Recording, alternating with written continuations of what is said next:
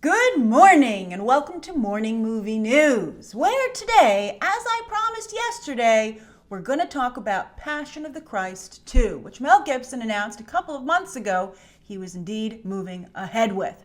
And the reason it's in the headlines once again is because it appears that Jim Caviezel is in talks to reprise his leading role of Jesus Christ. And we'll talk about that specifically in just a moment. But first off, I want to give you guys some context for the film, for the sequel, because when I said I was going to talk about this yesterday, one of you asked me a question which surprised me, and so I wanted to clarify. Now, I apologize, I couldn't find the question again to reference this morning, and I like to do that because I like to give people credit for the questions they asked, and I don't like to have to paraphrase them either, so apologies on that. But anyway, what this person said was, Grace, basically what they said, again, I'm paraphrasing. Mel Gibson has worked so hard to get back into the good graces of Hollywood. Why would he go back to an outsider project like Passion of the Christ? Now, yes, Mel Gibson, I think, has been working very hard to repair his reputation, not only in Hollywood, but with the media and with audiences. And I think to some degree it has worked. Hacksaw Ridge was very well received, both at the box office and during the awards season that year, and I think deservedly so. But with Daddy's Home 2, I don't think there was a real, woohoo, Mel's back kind of situation. So I don't think the in front of the camera stuff's going to really work out for him. But you know what? He's making, for instance, Passion of the Christ 2, which is him behind the camera. Now, it really wasn't an outsider project. Maybe when it first started, the industry was like, you're making a super religious movie that's in the original language of the time period, so it has to be subtitled. You're crazy, Mel. And it was in fact distributed by a company called Newmarket, which isn't even in business anymore. But Mel believed, and actually Mel Gibson is a pioneer when it comes to faith-based filmmaking. It's a whole thing now, right? Studios like Sony have an entire division whose mission statement is to make faith-based fare. But Mel's not only the pioneer here, but really the trendsetter. He really is the brand. He knows what he's doing. And when Passion of the Christ, sure enough, came out, it was a huge blockbuster success. In fact, until Deadpool came along recently, and so this Passion of the Christ came out, I believe, like in 2004, and Deadpool 2016, I think. So, yes, 2016. So look at how long it took for someone to unseat Passion of the Christ as an R-rated movie. And Passion of the Christ made $611 million worldwide in 2004 dollars, and it's actually still the #1 movie domestically that's R-rated, edging out Deadpool by about like 7 million, but it still edges it out. And so every studio, I think, will want this movie, specifically because it might as well be called Passion of the Christ 2, because it's going to have a real blockbuster feel to it. It's actually going to be called Passion of the Christ Resurrection, and it's going to be about Jesus' escape from hell. So very much, again, a blockbuster movie. And who wouldn't be interested in Mel Gibson's version of hell? Not only because he's a great filmmaker, I think he handles gore responsibly and tastefully, but also I think he really understands his Bible, and we'll circle back to that in just a moment. But now I want to talk about Jim Caviezel. So yes, he's in talks to return, and he was in the first movie. Jim Caviezel's never been a big star. This is probably, well, it's interesting. It's his the biggest thing he's ever been in, but he was almost unrecognizable in it because they gave him this fake nose, and with it, he looked an awful lot, like the old-time illustrations of Jesus, like in Bibles for kids, right? It was impressive. Now, personally, I've preferred the more recent depictions in some films of Jesus as a person of color because he was born in the Middle East. I think Rodrigo Santoro in 2016's Ben-Hur remake did an absolutely amazing job. Oh, I loved that movie overall, but Rodrigo Santoro made for a great Jesus. And I'm curious, Passion of the Christ did very well overseas, as you would expect. America certainly has its Christian audience, but other countries, I think, even more so. But I wonder if perhaps it would seem dated at this point to depict an old-time Jesus. I'm not sure. I mean, Ben-Hur didn't make any money, so, Rodrigo Santoro's Jesus didn't really excite audiences, it seems.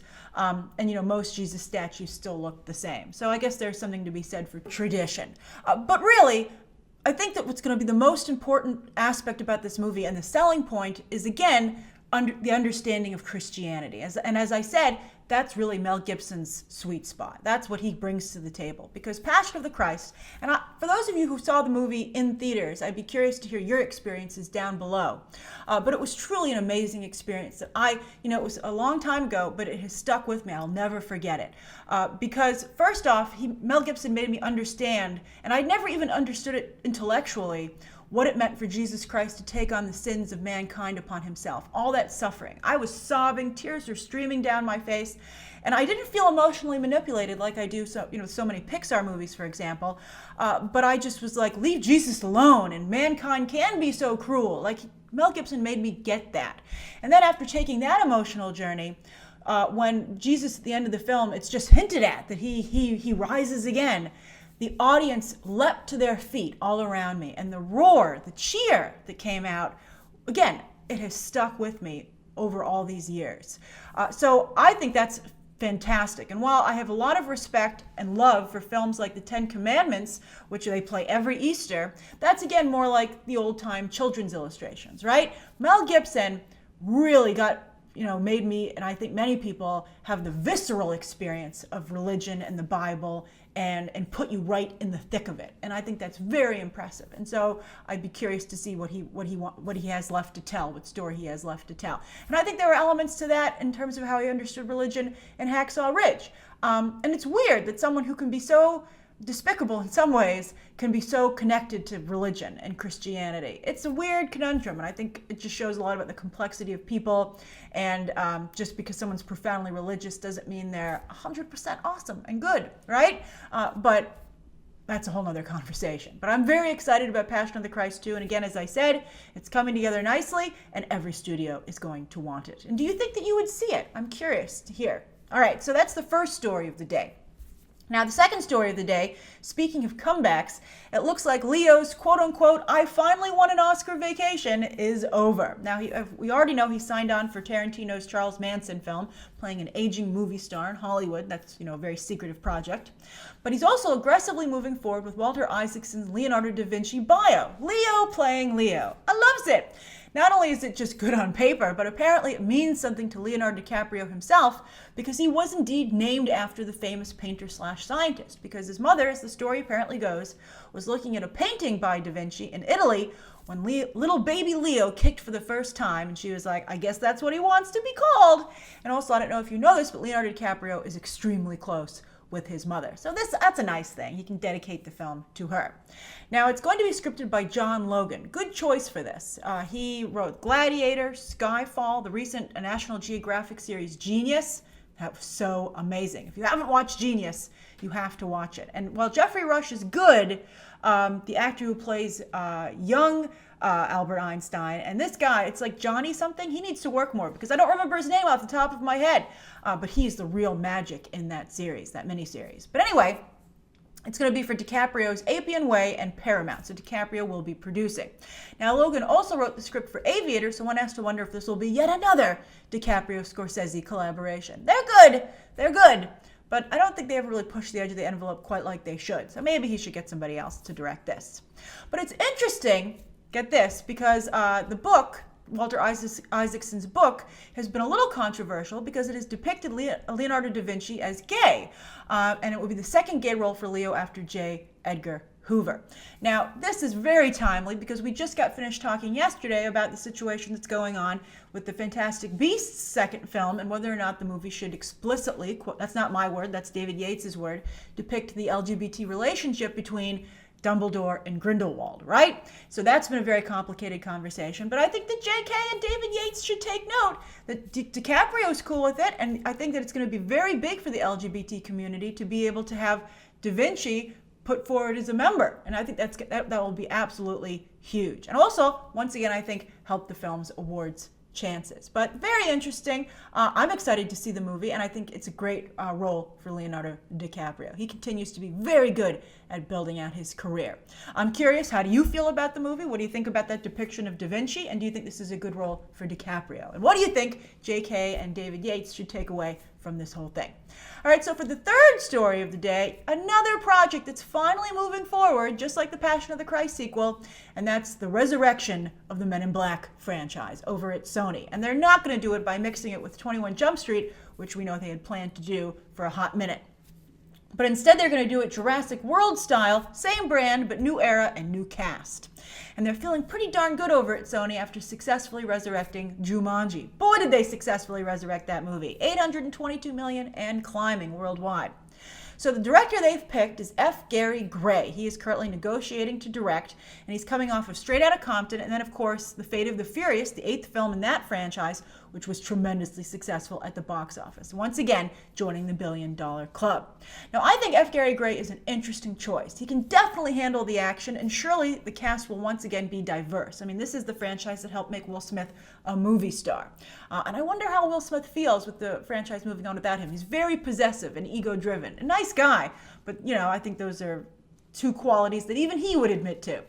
But it actually hurt the franchise because with the last Men in Black movie, he was rewriting it on set because he wanted better lines for himself, and I don't think he did the overall movie any favors. But I'm wondering, as far as F. Gary Gray goes, can he handle the alien quirkiness of the franchise? That's one of the reasons Barry Sonnenfeld was such a good choice for the original. I think maybe they should have gone with a Taika Waititi type director, maybe even Taika Waititi himself. How big of a check does he need to come over from Disney, right? I'd be like, hey, things are happening at Sony now. Look at Jumanji. Come on over here, buddy. I think Taika Waititi would be perfect, in fact, for Men in Black. But F. Gary Gray, he'll get the job done. They have the Iron Man scribes, which is promising-ish, right? And I think, though, the casting will be what really seals the deal for this. And I'm curious if one of the agents might be a woman. We'll see what they decide to do. So those are the 3 stories of the day. Now, the viewer question comes from Red Bandit. And Red Bandit says, hi, Grace. Question for you. If Disney and Pixar separate, we talked about this the other day in my John Lasseter coverage. It seems he's not coming back, and so they're going to divide the divisions once again under 2 separate heads. So Red Bandit's talking about that and says, well, if they're going to separate, does that mean that Merida will be taken out of the Disney princess line? I never thought she should have been a Disney princess in the first place because it does not, since it ruins her, it doesn't run with her character, and it also ruins the whole point of the movie. Hoping to finally get my question answered since I've never been able to in the past. Today's your day, Red Bandit. Picked your question, love it. Now, yes, maybe Merida should have been her own line. Elsa and Anna from Frozen are their own line. Moana is her own line. But I don't know. I think that being part of the, it's tough, because I have a problem with them starting to separate princesses out. But first off, I think she will stay in the line. They're still going to be the same company, even under different division heads, and Merida has proven quite popular. She hasn't so much disappeared into the princess brand. She's very, very, very high profile at the theme parks. There are lots of Merida meet and greets. She's been put into a lot of the parades recently. So that's one of the reasons, by the way, you can know if a character is popular. A lot of you were arguing with me that Moana is popular, and I was like, no, she's not. And you're like, yes, she is. Well, Disney pays very close attention to how popular their characters are. So if you don't see them represented in the theme parks and in merchandise, etc., they're not that popular. So if Moana starts popping up in the theme parks, well then I'll change my mind as to how successful that Disney character is. But anyway, Merida, very popular. No question about that. So what I hope happens, though, personally, and that's one of the reasons I picked your question, Red Bandit, is I hope that if they do separate, that more focus is put back on the Disney princesses themselves and as individuals. I think they've been overshadowed by Elsa and Anna of Frozen specifically as of late. And they've just kind of melded into one Disney princess mix, right? And I have a problem with that. I would love to see more of an effort put into promoting the classic Disney princesses, from merch to cartoons. I mean, there is a digital comic book that's out, but I think it's for very small children, and the stories are very short. I don't think it's just not quite. I think they're lobbing softballs, basically, when it comes to the traditional Disney princesses, right? They're like, oh, this is how this one's different. Which one do you like the best? Here's a little nod to you, instead of really continuing to explore these characters. I mean, they're very popular. They have rides. They have a whole Beauty and the Beast section of Fantasyland. The Little Mermaid has a ride. And just because it never has a line, that's because that ride is very well designed, the constant loading. So that's why it never really has a line. I feel bad for it. I'm like, it always seems so unpopular, but it's just high capacity. It's just well made. But yeah, I would like to see more of the more focus put back on the original Disney princesses because they're wonderful characters. I think their films, I think maybe Disney feels that people don't like 2D animation anymore, and so they just focus on the 3D characters. And I think that's unfortunate. I think 2D animation might be old-fashioned, and maybe it doesn't do so well at the box office anymore, although I wish they would test that theory. I think it could still do quite well if you had a good fairy tale.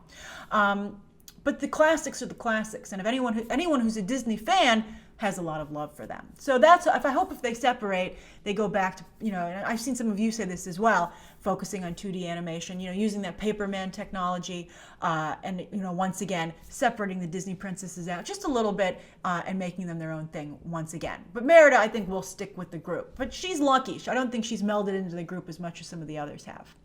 So anyway, that's today's morning movie news. Thank you so much for tuning in. Thank you for your question, Red Bandit.